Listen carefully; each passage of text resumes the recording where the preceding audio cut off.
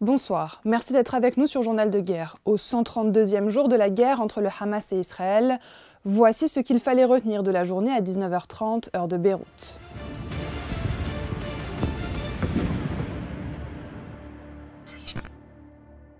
Tout d'abord, un point sur la situation à la frontière libano-israélienne. 14 personnes, dont 10 civils, c'est le nombre de tués dans les bombardements israéliens au Liban Sud hier, selon un dernier bilan.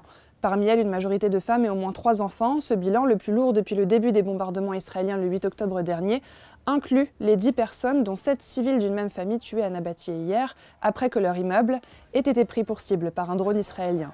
Selon l'armée israélienne, les 3 autres personnes tuées seraient des membres du Hezbollah, dont un responsable militaire, blessé dans une attaque de drone dans cette même ville le 8 février dernier. Les bombardements se sont poursuivis aujourd'hui, touchant notamment Houla, Wadi Hamoul, Naoura, Maroun al-Ras, Wadi el-Sloé et Majd al-Salem. Des frappes qui, comme celle d'hier, constituaient la réponse israélienne aux 20 roquettes tirées hier matin depuis le Liban Sud en direction de la Galilée et dont une a entraîné la mort d'une militaire israélienne. De son côté, le Hezbollah a annoncé aujourd'hui avoir visé les casernes de Zebdin dans les fermes de Shebra. Son secrétaire général, Hassan Nasrallah, prendra la parole demain à 15h, heure de Beyrouth.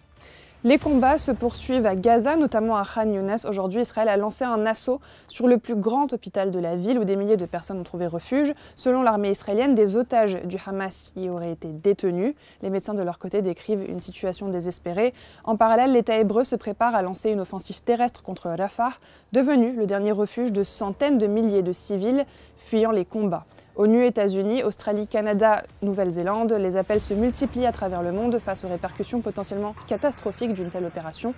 En parallèle, les pays médiateurs poursuivent toujours leurs négociations au Caire en vue d'une trêve. Selon le Washington Post, l'administration Biden et certains de ses alliés arabes seraient en train d'élaborer un plan destiné à établir une paix durable entre Israël et les Palestiniens, comprenant notamment un calendrier pour l'établissement d'un État palestinien. Le bilan depuis le début de cette guerre à 19h30 heure de Beyrouth est le suivant. Du côté israélien, les chiffres officiels font toujours état d'environ 1200 morts, un nombre qui est resté approximativement constant depuis le début de la guerre, malgré les annonces quotidiennes de décès par l'armée israélienne. Du côté de Gaza, 28 663 Palestiniens ont été tués selon le ministère de la Santé de Gaza, parmi eux une grande majorité de femmes, d'enfants et d'adolescents.